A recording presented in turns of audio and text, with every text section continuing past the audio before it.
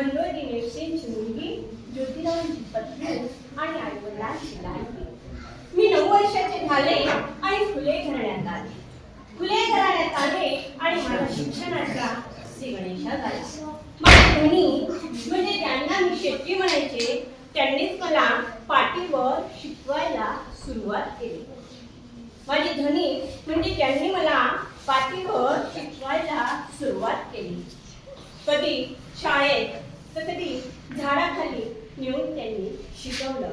एकदाची शेट्टींची सवय शिकली बघा. लिहायला शिकली, वाचायला शिकली, शेट्टींसारखा मोठा विचार करायला शिकली. छे पण बाई शिकली म्हणून लोक कपाळावर आट्या पाडीत होते. बाई शिकली म्हणून लोक नावबोटं ठेवत होते. मग तो कसोट्याचा दिवस उगवला. 1848 ला पुण्यात भिड्यांच्या वाड्यात आम्ही पहिली मुलींची शाळा काढली. पण पुढे हादरली. अनर्थ झाला अशी आडावर करू लागली.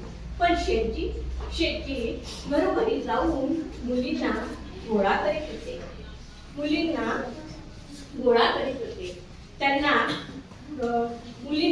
गोळा करून ते त्यांना शिक्षणाच्या प्रवाहात आणण्याचं सुरुवात केली.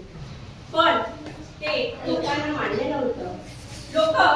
सनातनी लोकांना ते मान्य नव्हतं. ते म्हणत होते की आया बाया शिकतील तर ते पुढे काय करतील याचा त्यांना विश्वास नव्हता.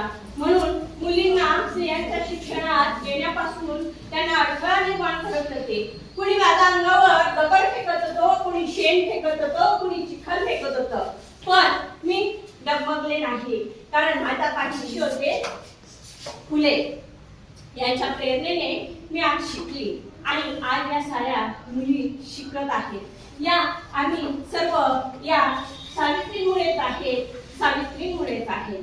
म्हणून म्हणते विद्येविना मती गेली, मती विना नीती गेली, नीती विना गती गेली, गती विना वित्त गेले, वित्ता विना शूद्र खचले. एवढे अनर्थ एका विद्येने केले बघा. म्हणून म्हणते मुलींना शिकवा, त्यांना विचार करू द्या. शिक्षणानेच मनुष्यत्व येते आणि पशुत्व हटते बघा. बरं येते बरं का मी.